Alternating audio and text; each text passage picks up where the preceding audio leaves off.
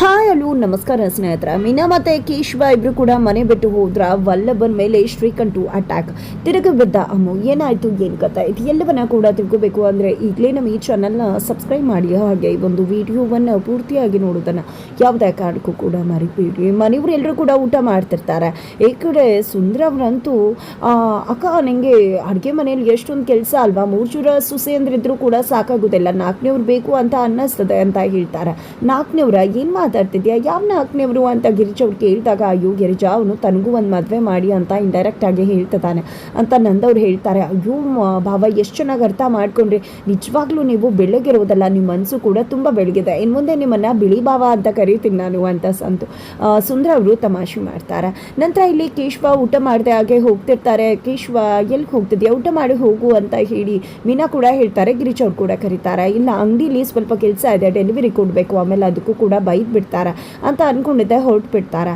ಆಗ ಇಲ್ಲಿ ನಂದವರು ನನಗೂ ಊಟ ಬೇಡ ಅಂತಾರೆ. ಏನಿದು, ನೀವು ಯಾಕೆ ಊಟ ಮಾಡಲ್ಲ, ಊಟ ಮಾಡಿ ಅಂತ ಗಿರಿಜಾ ಅವ್ರು ಹೇಳಿದಾಗ, ಅವ್ನು ಯಾಕೆ ಹೋದ ಅಂತ ಗೊತ್ತಿದ್ಯಾ ಗಿರಿಜಾ ನಿನಗೆ, ನಾನು ಅವನ್ನ ಬೈತೀನಿ ಅಂತ ಹೇಳಿ ಕೋಪ ಮಾಡಿಕೊಂಡು ಅವನು ಊಟ ಮಾಡದೆ ಹೋಗಿದ್ದು. ಮಗನೇ ಊಟ ಮಾಡಿಲ್ಲ ಅಂದಮೇಲೆ ನಾನು ಹೇಗೆ ತಾನೇ ಊಟ ಮಾಡಲಿ, ನನಗೆ ಹೇಗೆ ಊಟ ಸೇರುತ್ತೆ ಅಂತ ಹೇಳಿ ನಂದವರು ಊಟ ಬೇಡ ಅಂದಾಗ, ನೋಡಿ ಮಾವ, ಅವನಿಗೆ ಹೊಟ್ಟೆ ಹಸಿವಾದರೆ ಅವನು ಹೊರಗಡೆ ಮಾಡ್ಕೋತಾನೆ, ಆದರೆ ನೀವು ಊಟ ಮಾಡಿ ಅಂದಾಗ ಬೇಡ ಮಾಮಿ ನಾನು ಹೋಗ್ತೀನಿ ಅಂತಾರೆ ನಂದವರು.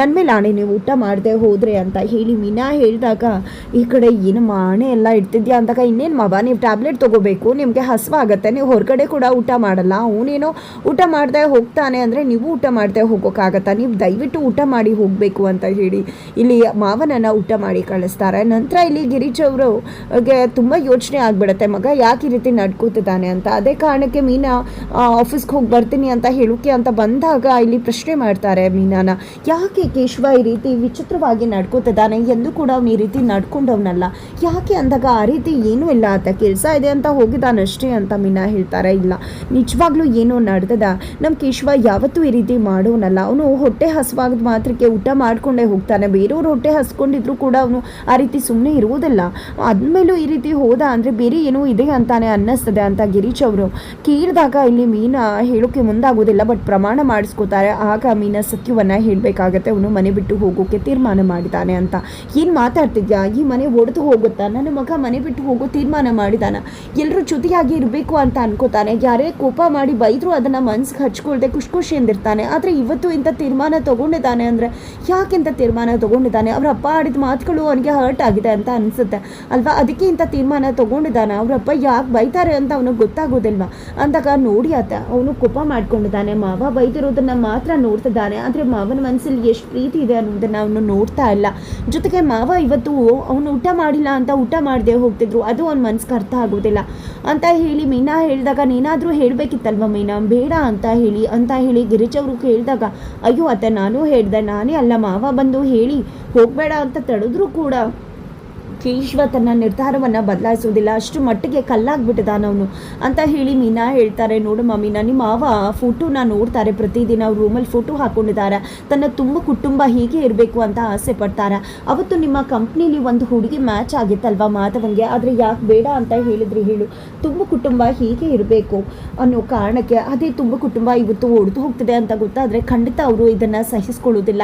ಯಾಕೆ ಕೇಶವ ಇಂಥ ತೀರ್ಮಾನ ತಗೊಂಡು ನನ್ನ ಮನೆ ಒಡೆದು ಹೋಯಿತು ಅಂತ ಹೇಳಿ ಗಿರಿಜಾ ಅವರು ರೋಧಿಸ್ತಿರ್ತಾರೆ. ಆಗ ಇಲ್ಲಿ ಮೀನಾ, ಅತ್ತೆ ದಯವಿಟ್ಟು ಸುಮ್ಮನಿರಿ, ಈ ಮೀನಾ ಇದ್ದಾಳೆ, ಈ ಮೀನಾ ಎಲ್ಲವನ್ನ ಕೂಡ ಸರಿಪಡಿಸ್ತಾಳೆ, ಯಾವುದೇ ಕಾರಣಕ್ಕೂ ಈ ಮನೆ ಒಡೆದೋಗೋದಕ್ಕೆ ಈ ಮೀನಾ ಬಿಡುವುದಿಲ್ಲ. ನನಗೆ ಅಪ್ಪ ಅಮ್ಮ ನನ್ನನ್ನು ತೊರೆದ್ಬಿಟ್ಟಾಗ ನನ್ನ ಮನಸ್ಸಿಗೆ ಆಘಾತ ಆಗೋಯ್ತು, ಆದರೆ ಆ ನೋವು ನನ್ನನ್ನು ಕಾಡೋದಕ್ಕೆ ನೀವು ಯಾರೂ ಕೂಡ ಬಿಡಲಿಲ್ಲ, ಯಾಕಂದರೆ ನೀವು ಮತ್ತು ಮಾವ ನನಗೆ ಅಪ್ಪ ಅಮ್ಮನ ಪ್ರೀತಿ ಕೊಟ್ರಿ, ಅಂಥದ್ರಲ್ಲಿ ನಾನು ಇಂಥ ಮನೆನ ಬಿಟ್ಟು ಹೋಗ್ತೀನ, ನಿಮಗೆ ಅನ್ಯಾಯ ಆಗೋದಕ್ಕೆ ನಾನು ಬಿಡ್ತೀನ, ಖಂಡಿತವಾಗ್ಲೂ ಈ ಮನೆ ಒಡೆಯೋದಕ್ಕೆ ನಾನು ಬಿಡೋದಿಲ್ಲ ಅಂತ. ಈ ಮೀನಾ ಇದ್ದಾಳೆ, ಈ ಮೀನಾ ನಾನು ನಂಬಿ ನೀವು ಅಂತ ಹೇಳಿ ಧೈರ್ಯ ಕೊಟ್ಟು ಅಲ್ಲಿಂದ ಹೊರಡ್ತಾಳ. ನಂತರ ಇಲ್ಲಿ ಕೇಶವನ್ನ ಕರೆದಿದ್ದೆ ಭೇಟಿ ಮಾಡ್ತಾರೆ. ಏನಿದು ಮೀನಾ, ಯಾಕೆ ಕರೆದೆ, ನನಗೆ ಮೊದಲೇ ಕೆಲಸ ಆಯಿತು, ಆಮೇಲೆ ಕೆಲಸ ಮಾಡಿಲ್ಲ ಅಂದರೆ ಅದು ಮಾಡಿಲ್ಲ ಅಂತ ಬೈತಾರೆ, ಅಂಥದ್ರಲ್ಲಿ ನೀನು ನನ್ನನ್ನು ಕರೆದಿದ್ಯಲ್ಲ, ಏನು ವಿಷಯ ಅಂಥದ್ದು ಅಂತ ಕೇಳಿದಾಗ, ಅದೇ ಕೇಶವ ನೀನು ಯಾಕೆ ಮನೆ ಬಿಟ್ಟು ಹೋಗೋ ತೀರ್ಮಾನ ಮಾಡಿದ್ಯಾ, ದಯವಿಟ್ಟು ಬದಲಾಯಿಸ್ಕೊ, ಈ ವಿಷಯ ಏನಾದರೂ ಅತ್ತೆ ಮಾವನಿಗೆ ಗೊತ್ತಾದರೆ ಅವ್ರಿಗೆ ಎಷ್ಟು ಘಾಸಿ ಆಗುತ್ತಲ್ವ, ನೀನು ಅದ್ರ ಬಗ್ಗೆ ಯೋಚನೆ ಮಾಡಿದ್ಯಾ ಅಂತ ಮೀನಾ ಕೇಳಿದಾಗ, ನೋಡು ಮೀನಾ, ಅದು ಯಾವುದನ್ನು ಕೂಡ ಯೋಚನೆ ಮಾಡಿದೆ, ನಾನು ಮನೆ ಬಿಟ್ಟು ಹೋಗಬೇಕು ಅಂತ ಅಂದ್ಕೊಂಡ, ನಿಜವಾಗ್ಲೂ ನಾನು ಮನೆ ಬಿಟ್ಟು ಹೋಗಬೇಕು ಅಂದ್ಕೊಂಡಿರೋದು ನನ್ನ ಸ್ವಾರ್ಥಕ್ಕೋಸ್ಕರ ಅಲ್ಲ, ಜೊತೆಗೆ ನನ್ನ ಅಪ್ಪಂಗೆ ಸಂಕಟ ಆಗಬಾರ್ದು ಅಂತ ನನ್ನ ಅಪ್ಪನ ಜೊತೆ ಇದ್ದಷ್ಟು ಅವ್ರಿಗೆ ಕೋಪ ಬರುತ್ತೆ, ನೋವಾಗತ್ತೆ, ನನ್ನ ನಡವಳಿಕೆ ಅವ್ರಿಗೆ ಇಷ್ಟ ತರುವುದಿಲ್ಲ, ಅವ್ರ ಮನಸ್ಸಿಗೆ ನೆಮ್ಮದಿ ಕೂಡ ಇರೋದಿಲ್ಲ. ಜೊತೆಗೆ ಅಮ್ಮ ಕೂಡ ನನ್ನ ಬೈದದ ಮಾತ್ರಕ್ಕೆ ಆಕೆ ಸುಮ್ಮನಿರ್ತಾಳೆ ಅಂದ್ಕೊಂಡಿದ್ದೆ, ಅವಳ ಮನಸ್ಸಿಗೂ ಕೂಡ ಘಾಸಿ ಆಗುತ್ತೆ, ನೋವಾಗತ್ತೆ. ಅದೇ ಕಾರಣಕ್ಕೆ ನಾನು ಈ ತೀರ್ಮಾನ ತೊಗೊಂಡಿರೋದು, ನಾನೇ ಹೋಗ್ಬಿಟ್ರೆ ಎಲ್ಲ ಕೂಡ ಸರಿ ಹೋಗುತ್ತಲ್ವಾ ಅಂತ ಕೇಶವ ಹೇಳಿದಾಗ, ಏನು ಮಾತಾಡ್ತಿದ್ಯಾ ಕೇಶವ ನೀನು? ಮಾವಂಗೆ ಎಷ್ಟು ಬೇಜಾರಾಯಿತು ಗೊತ್ತಾ, ನೀನು ಊಟ ಮಾಡದೆ ಹೋಗಿದ್ದು ಅಂತ ಮೀನಾ ಹೇಳಿದಕ್ಕೆ. ಏನು ಮಾತಾಡ್ತಿದ್ಯಾ ಮೀನಾ? ಅಲ್ಲಿ ನಾನು ಊಟ ಮಾಡದೆ ಇರೋದಕ್ಕೂ ಕೂಡ ಕಾರಣ ಇದೆ. ಯಾಕೆ ಊಟ ಮಾಡದೆ ಹೋದೆ ಹೇಳು? ಆಮೇಲೆ ನನಗೆ ಊಟ ಮಾಡೋಕ್ಕೂ ಬರಲ್ಲ ಅಂತ ಹೇಳಿ ಅಪ್ಪ ಬೈತಾರೆ. ಅದ್ರ ಬದಲು ಸುಮ್ಮನೆ ಹೋಗೋದೇ ವಾಸಿ ಅಲ್ವಾ, ಇಷ್ಟು ಅಂತ ಬೈಸ್ಕೊಳ್ಳಿ. ಸರಿ ಆಯಿತು, ನಾನು ಬೈಸ್ಕೊಂಡ್ರು ಮನೆಯಲ್ಲಿ ನೆಮ್ಮದಿನೇ ಇರೋದಿಲ್ಲ, ಅಪ್ಪ ನೆಮ್ಮದಿಯಾಗಿರೋದಿಲ್ಲ, ಅದು ನನಗಿಷ್ಟ ಇಲ್ಲ.